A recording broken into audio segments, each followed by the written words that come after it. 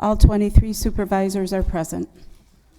Okay, also present is Youth in Government and Price from the Executive Committee, Alexa Didinsky from Judiciary and Law, Michael Babu from Joint Services, Leo Ruffalo, Joint Services, Becca Cecil, PDEC, and Abigail Nosalek, Legislative.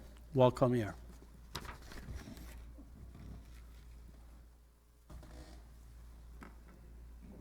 Citizen comments. Is there any citizen that would like to speak?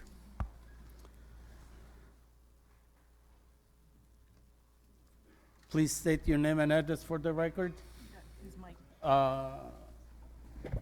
David Zerner, 11203 43rd Avenue, Pleasant Prairie. I appreciate the opportunity to talk tonight. Like I said, my name is David Zerner. I've been in the Sheriff's Office for 23 years. While I've been there, the Sheriff's Office has grown somewhat. It hasn't grown to keep up with the exponential amounts of calls for service. We've put on deputies and we put on administrative staff, but our Detective Bureau has not grown. The fact that these detective positions have not been increased, actually it's decreased by one if I'm correct, the caseload and the areas of responsibilities for the detectives is, it has grown exponentially. What do I mean by that? The detectives are needed to fill specialty teams, like tactical response team, hazardous device squad, crisis negotiations, drone operations, multi-jurisdictional teams, and intelligence gathering. They do a lot of that. The digital age, as you all know, with all the machines in front of you, and some of you can and some of you can't use them, it brings special disciplines. They have to be learned and they have to be mastered to be able to investigate the niche crimes, such as digital forensics, digital currency investigations, computer and vehicle forensics. These are incredibly demanding disciplines, and they have to be mastered to do them effectively. It takes a lot of time. To say we can expect to see the fatigue that some of the detectives are under turn into burnout, I would say that's certain. Some of you have heard me criticize the amount of staffing in our drug operations unit. That's been one of my things for many years. About a year ago, Kenosha Police Department left that unit, decreasing us by 50%. Now, you all know we're in the middle of an opioid epidemic, heroin and fentanyl. It's ravaging that community that uses it. They're leaving that unit was devastating, in my opinion. A debilitating loss to public safety. While we're in the middle of this epidemic, simultaneously, methamphetamine has made a big comeback. Trafficking and use. Both of those exacerbated by the lack of personnel. That unit is having a very difficult time. The patrol division also. As you know, Summers is right here. We have a crime corridor on Sheridan Road and Green Bay Road.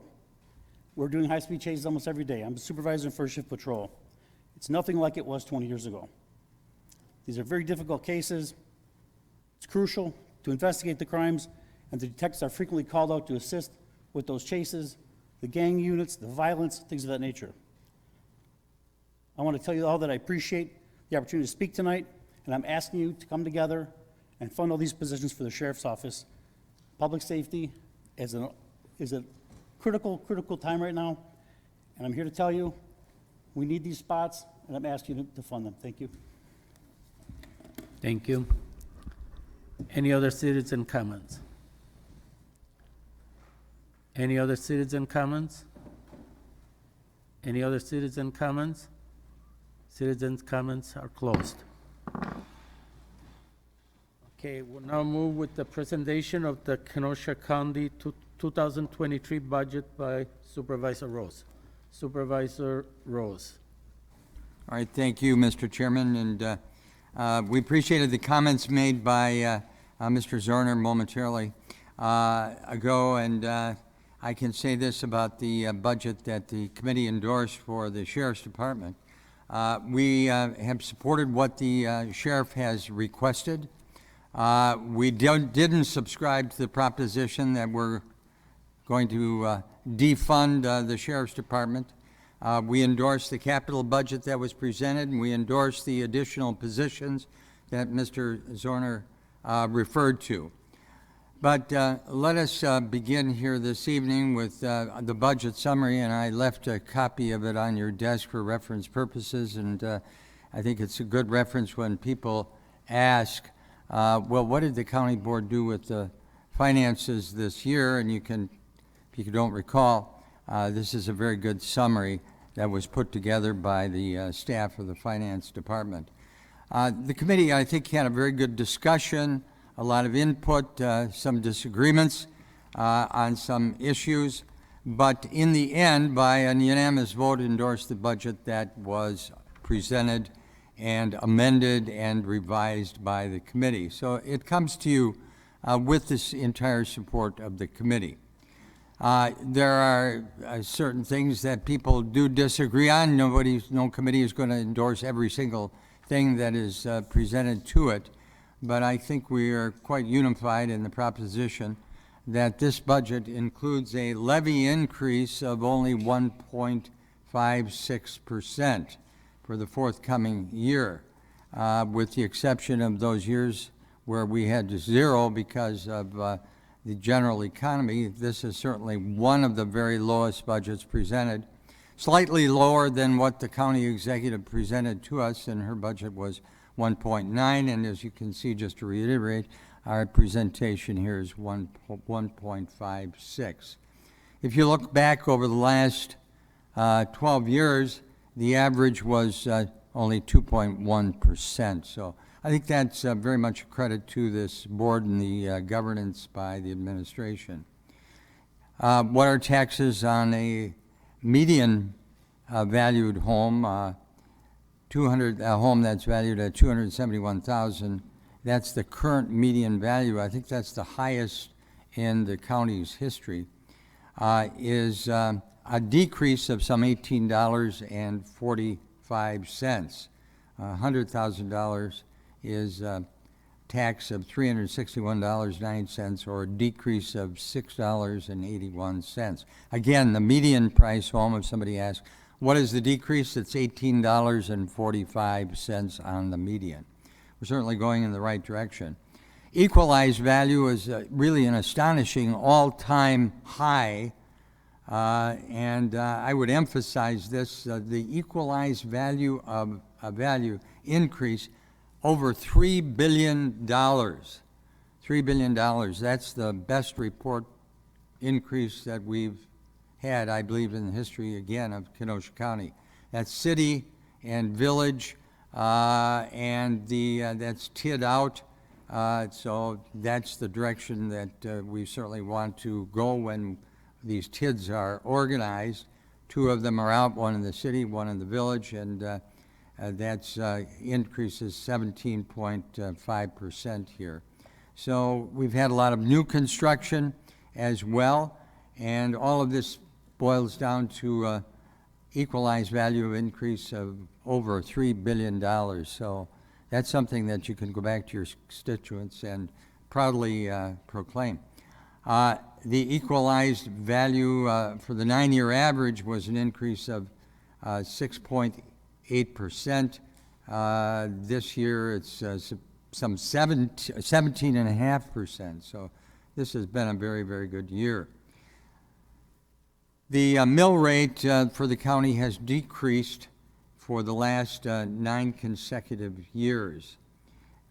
This year, our overall levy increase in terms of dollars, $1.1 million. And we have an expenditure decrease of $27.9 million, a revenue decrease of over $29 million.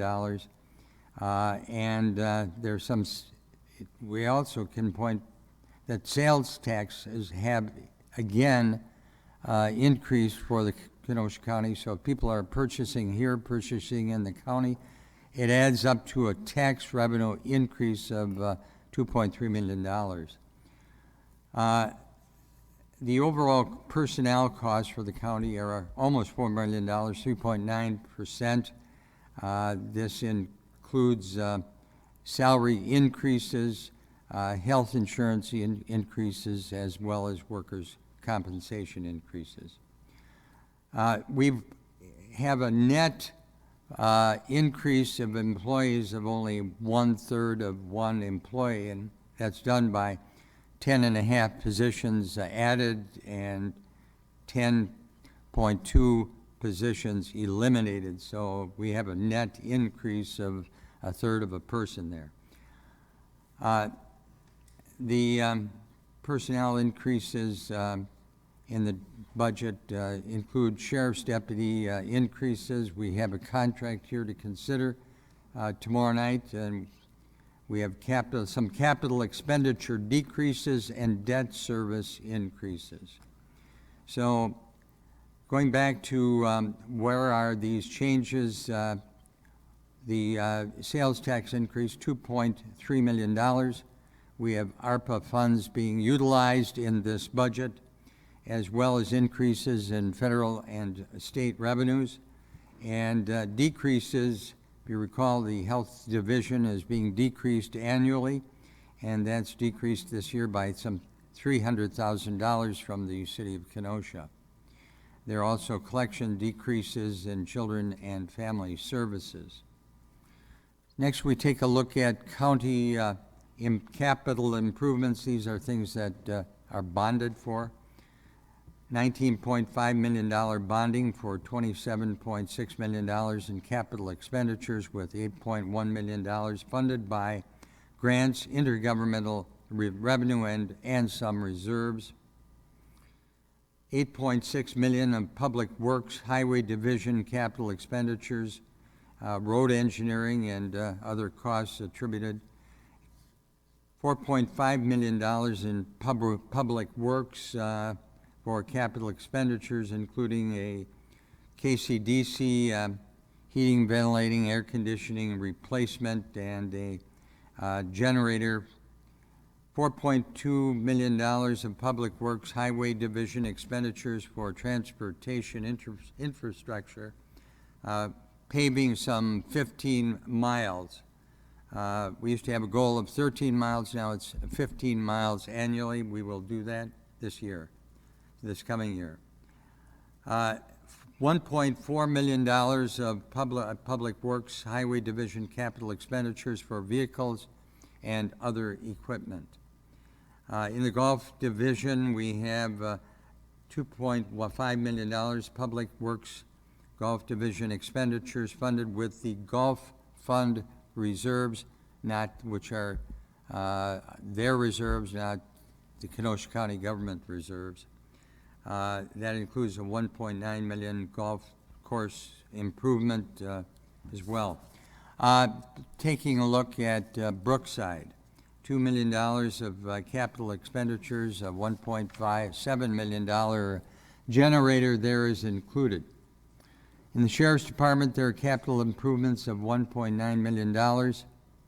That includes 13 vehicles at $1 million, and the annual $460,000 for body and vehicle camera program that we instituted, I believe that was a couple of years ago. $1.9 million for IT capital expenditures for different countywide projects, which are always ongoing with both new equipment as well as refreshing old equipment. $1.4 million for the Parks Division capital expenditures, including $300,000 for Brightondale utilities and improvements. There are some budget changes. This first one is the administration is going to commit to an internal review of topics, including not limited to a 5-year capital improvement best practices. We have a capital improvement plan now, but we're going to take a look at see if there's some updating, some things need to be eliminated or improved or added, and a county-wide debt service reduction. I think there's a concern that debt is going up, and the goal here is to see if we can begin the process of reducing that debt. And in addition, having some input here from the county board with a general meeting here, a committee of the whole, which will be chaired by the county board chairman as well as the county executive to take a look at some of these hopefully new ideas that will be brought forward in this committee of the whole. And we've committed to reviewing the countywide purchasing ordinance, ethics and fraud policy, as well as worker compensation claims. So those are some of the new budget resolutions that were adopted by the committee, particularly new. Again, I would emphasize this committee of a whole. So be thinking about when that is going to be and what new ideas you might want to bring to the table. Something that we're doing differently now to improve the way we deliver services and our finances as well. This is going to be a collaborative meeting in the spring and summer to share these ideas, so keep those things in mind and write them down and bring them with you. The committee also has a desire to review its relationship with the Kenosha County Historical Society, as well as take a look at the Kemper Center. And I think this should be interpreted in a positive way, not a negative way. A lot of times when we talk about either the Historical Society or Kemper, there are some people who say, well, now what are they going to take away or what are they going to undermine? That's not the intention here at all. I think it's it's a view of our relationship. How do you improve it? What next? Maybe it ends up the same, maybe it doesn't, but I think it's positive to review those things, and the committee has passed resolutions to look at both the Historical Society as well as Kemper Center. As I said before, the Deputy Sheriff's contract was reviewed, endorsed by the committee, and will be brought to you for discussion and endorsement tomorrow night as well. The class and compensation study was discussed and will be brought to the county this next year for your discussion and endorsement. So the Finance Committee and Administration Committee held these budget hearings over a period of 4 days, approved the executive's budget with some amendments, and I've listed some 11 amendments here that were changed in the budget. You'll receive this evening on your desk, I think you have them already, certain yellow pages which replace pages in the budget. If you want staff to do those for you, you can leave your budget book on your desk with your pages, and they will make sure that they go in the right spot.